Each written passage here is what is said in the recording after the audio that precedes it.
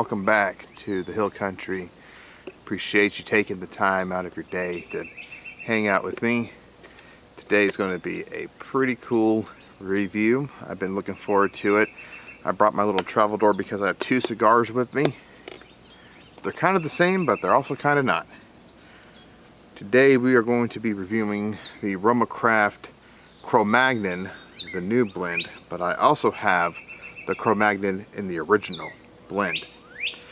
So we're going to take a look into the new one, and we're going to see how it also compares with the old one. So let's go ahead and get into this. What makes this cigar different from the previous cigar? So if I'm not mistaken, the first cigar, the original RoMa Craft Cromagnon, had a wrapper of a Connecticut broadleaf. And the binder is unknown. At least I couldn't really find a conclusive answer on that online. And the filler is from Nicaragua. Now, when I was talking to Skip and Mike, who are the owners of RoMa Craft, they told me that they were actually having some supply issues with where they're buying their tobacco from for the Connecticut broadleaf. So now they had to go back to the drawing board and they had to do a new blend, but still try to keep true to the original. So now they went from the Connecticut broadleaf to the Pennsylvania broadleaf. I'm pretty sure the binder and the filler of the cigar are going to be the same. And I did make sure when I bought the original Cromagnon, I had it in the same size. This is a Grand Corona size. I think what we're going to do here, we're just going to go ahead and just do a V cut.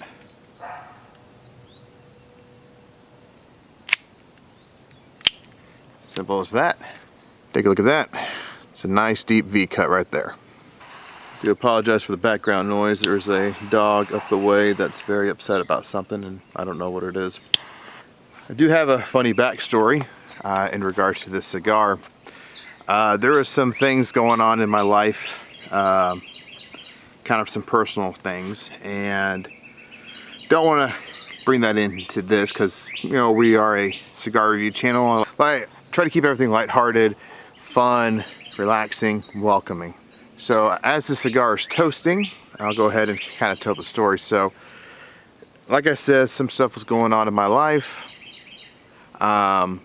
I became really good friends with Skip Martin and Mike Rosales, who own RoMa Craft. See, I'm wearing the craft shirt today, just for this review. And, you know, Mike did go ahead and, you know, reach out to me. I kind of let him know what was happening. And he invited me to come up to Austin. I'm not too far from Austin, since I'm in the Texas Hill Country. So I went ahead and made a little trip to Austin to come hang out with them at the RoMa Craft headquarters. If you see my first video with the Neanderthal, you can see some of the photos I took there. Now, when I actually got there, they had a bundle of cigars on the table. So when I walked in the headquarters, you know, Mike told me to go ahead and try one. And when he didn't tell me what it was, I just picked it up and started smoking it. And I told him, like, this is a really good cigar. I'm really liking this. And he's like, well, this is our new blend for the Cromagnon. And I was super impressed. Full disclosure, the original Cromagnon, I'm not a big fan of it. It was kind of hit or miss for me, depending on the size and the shape and all that. I think we had this toasted for long enough. Let's go ahead and light into it.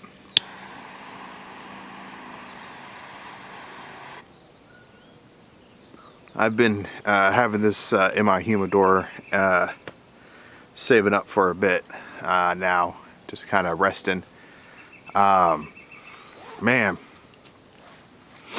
this is a great cigar. So I'll go ahead and continue with the story as my palate kind of gets used to this. So I lit them up, tried it, loved it. Mike and I were kind of talking shop a bit.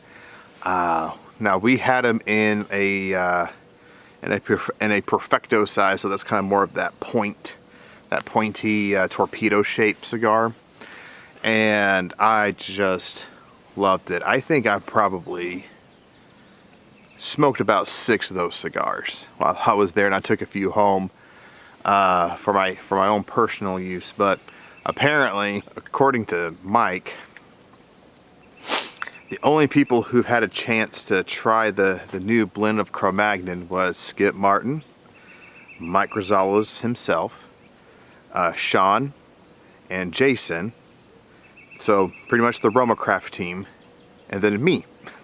So no one tried the new blend before they released it, other than the RoMa Craft people and me. So I was quite honored. I'm not sure if that's 100% true, but you know, they showed me a great time. We drank a lot of bourbon there and had a good barbecue, and I mean, I stayed there until about 3 in the morning. I mean, it was a great time. So some of you may know I am a sucker for a good San Andreas wrapped cigar, but I'm also a sucker for a Pennsylvania broadleaf as well. The Pennsylvania broadleaf has this really intense flavor. It's very peculiar. Some notes are sharp, some are more rounded. It's a very complex tobacco. So at Light Up, the retrohale is spicy. It's not a pepper bomb, but it is spicy. Not getting any kind of distinct pepper notes. Usually if I smoke a cigar that's like a Yalapa tobacco, those I can actually kind of taste the pepper, like a cracked black pepper. But this, it's just a spice. It's not a pepper spice. Maybe as it opens up, it will turn into more of a spice. But the spice is kind of pleasant. It's nothing too major. It's very pleasant. It's got a bit of sweetness to it as well. You know, the thing that when I talk to Skip is when it comes to cigar reviewers, he doesn't like cigar reviewers who like try to break it down by flavor, by flavor, by flavor. He just wants to know if the tobacco is good. And in this case, the tobacco is really good. I mean, you can just tell when you light this bad boy up. It's quality. The great thing is these sticks aren't that expensive. The thing, that's what I love about RoMa Craft, is that they make such high quality products at such a great price. That's why they're probably one of my favorite cigar makers. There's 3 cigar makers, in my opinion, that have always hit the nail on the head. And I know I said this in another video, but for the newcomers, I'm going to say it again anytime I smoke their cigars. The 3 manufacturers that know what they're doing, whether it is a mild to a full body, full strength cigar, is going to be RoMa Craft, it's going to be Foundation Cigars, and it's going to be probably Espinosa Cigars. Each one I've had have been phenomenal. I would probably put an honorable mention for Dunbarton as well.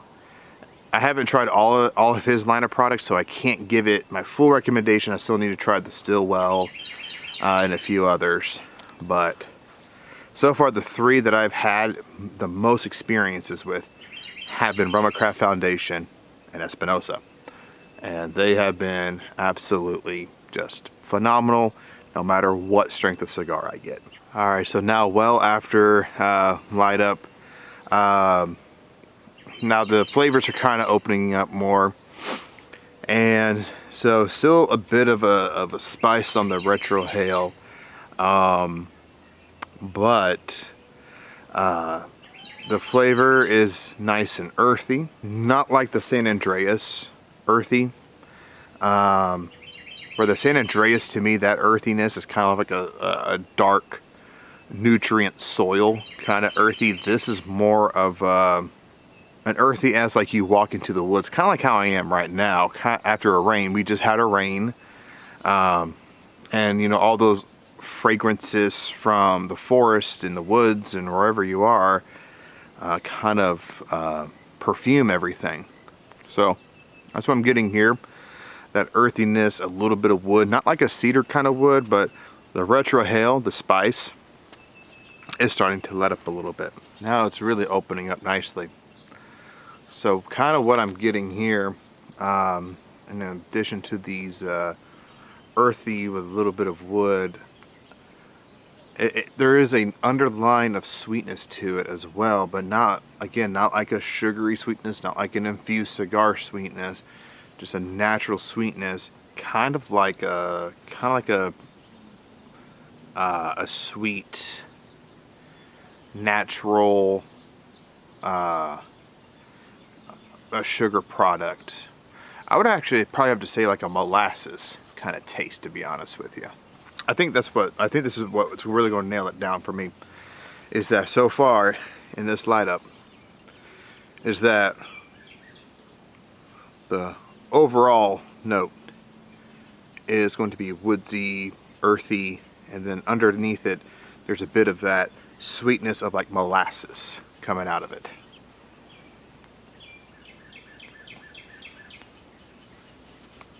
Go ahead and get down to the second thirds here, and hopefully you got yourself one of these sticks. If not, go ahead and light one up with me, and we'll go ahead and walk the hill country together. The sun is starting to go down, so hopefully I can get this review done in time before I lose all sunlight.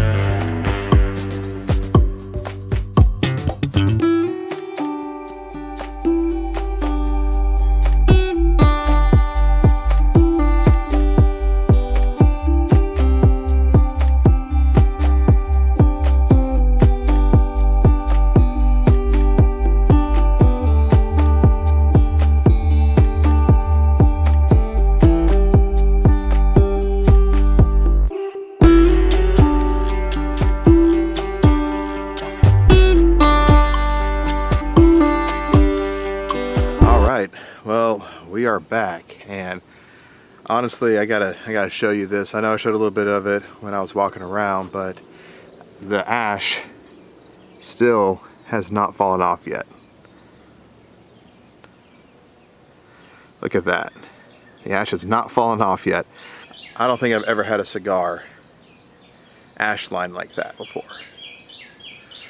And that's incredible. And here's the thing, I've been walking around, you know, hopping over rocks and walking through the fields and, you know, trying to chase after some deer to try to get some cool videos, but, and what do you know? It just ashed on me, naturally. Glad I got that on camera. That makes me really happy, man. So we're in the second thirds here. I gotta say, the flavor of the profile in the second thirds has completely changed. The molasses sweetness is gone. It is now a really rich earth tone to it, with a little bit of oaky wood.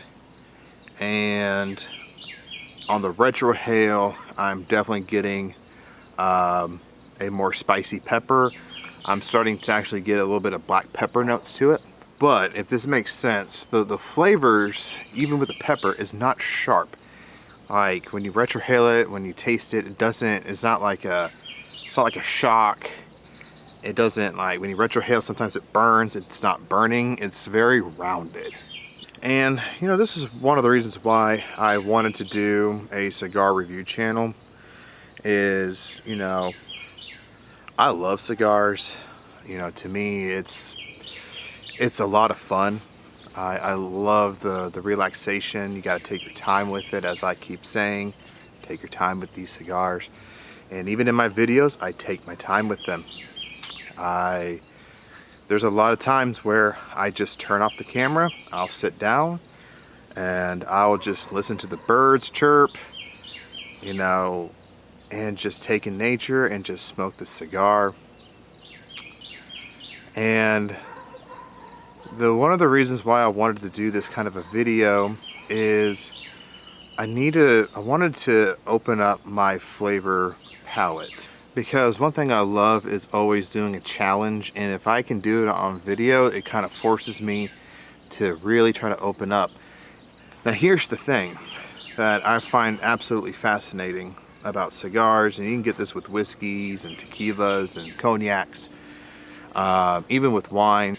My flavor profile will be different from yours because of where my memories come from, where I come from, what I'm used to, what I've experienced in life. Growing up on a farm, my flavor profile is going to be different. It's going to be really dedicated to that kind of flavor.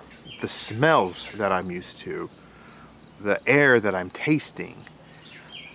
You know, in the summers, my parents would sometimes send my brother and I up to West Virginia, and we would go hiking all up and down. My grandparents own a lot of acreage up in West Virginia, and so that experience is even different because I have a lot of fond childhood memories, well into adulthood memories as well, in West Virginia, hiking and being in the woods, which is completely different from the woods out here. I'm in the hill country, but out there it's a lot different. Even the soil is different. We don't really have much soil here. It's very rocky, as you can see in the videos, and it's just a completely different thing. And as I'm smoking down to the second third, I did get a little nostalgia hiking in the woods in West Virginia, in that Appalachia area. And now that I'm thinking about it, it makes a lot of sense, because again, this is a Pennsylvania broadleaf. Of course, Pennsylvania is that Appalachia area. There are neighbors. West Virginia and Pennsylvania are neighbors. The soil is roughly the same, probably the same kind of landscape. I haven't really been to Pennsylvania before, so don't quote me on it. But I figured it's going to probably be the same. I know the climate will be a little bit different, maybe a little bit cooler, maybe a little bit warmer in some areas. Just like Appalachia and West Virginia is way different from Appalachia in, let's say, you know, South Carolina or Appalachia in Maine. It's really takes me back to West Virginia. But yeah, this is a damn good cigar. I definitely give it my stamp of approval on that. This is a medium to a full body cigar, depending on your palate and your cigar smoking experiences, and of course your preferences. As I was telling Mike one time when I was up there, you know, my go-to cigars from RoMa Craft were the number one would be the Neanderthal, number two would be the brother of the Cromagnon, which is the Aquitaine, which is a completely different binder. And then after that, it would be the Intemperance Whiskey Rebellion. Cromagnon never really made it on my list of my go-to cigars, but that has since changed. It's now the Neanderthal, the new Cromagnon, and the Aquitaine. So I'm going to put this down for a bit. I'm going to light up the other Cromagnon and smoke that and kind of give you differences about them. I'll tell you, man, life does not get too much better than smoking 2 cigars back to back. So the original Cromagnon you can still get. They're still widely available at most online retailers. I know Cigars International does. I don't think Cigar International's online even has the new one in stock yet. Cigars and Pipe, to last time I checked, they didn't have it. We had to get the new one, a place in Arizona. I got it online called lineapproved.com. They're an offshoot of Owl City Cigars, I believe. And that's where I had to get them. So that looks like it's nice and toasted. So let's go ahead and light it up.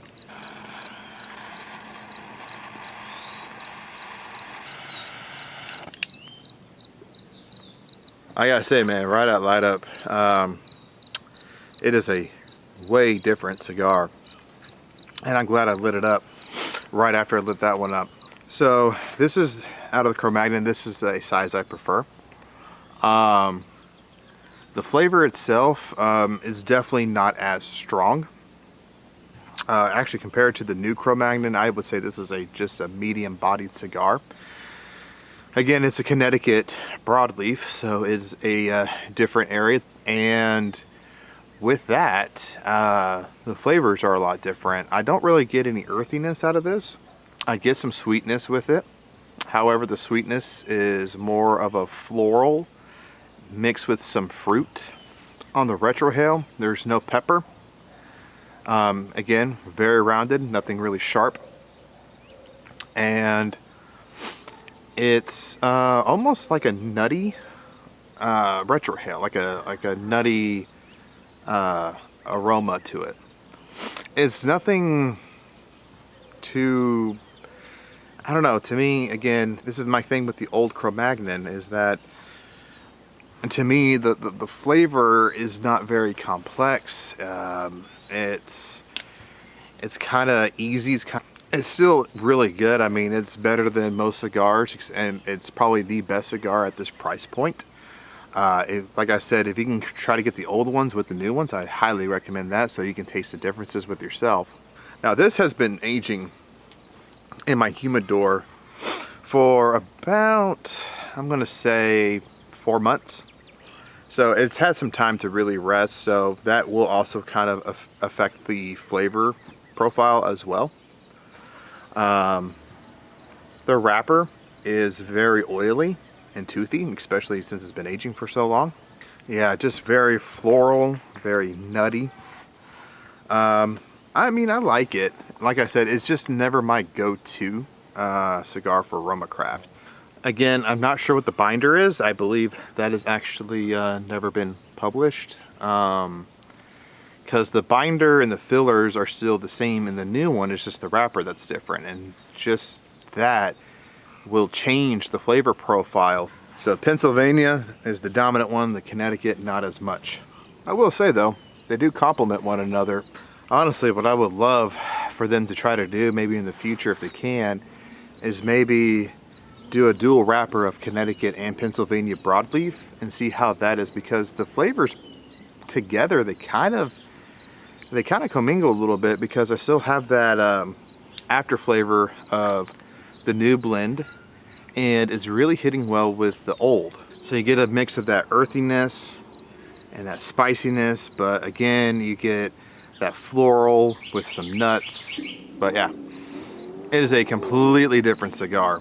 In my opinion, you definitely should try to have these back to back if you can, so you can try the experiences yourself. So a good way to know which one is the new blend of the Cromagnon versus the old one. Cromagnon, you can see it's very colored in white lettering. The old one, there is no coloring, it's just black, but the Cromagnon stamp is still there. I don't think my camera can pick it up. but the Cromagnon stamp is still there. It's just in black. Alright guys, so I will go ahead and end it here.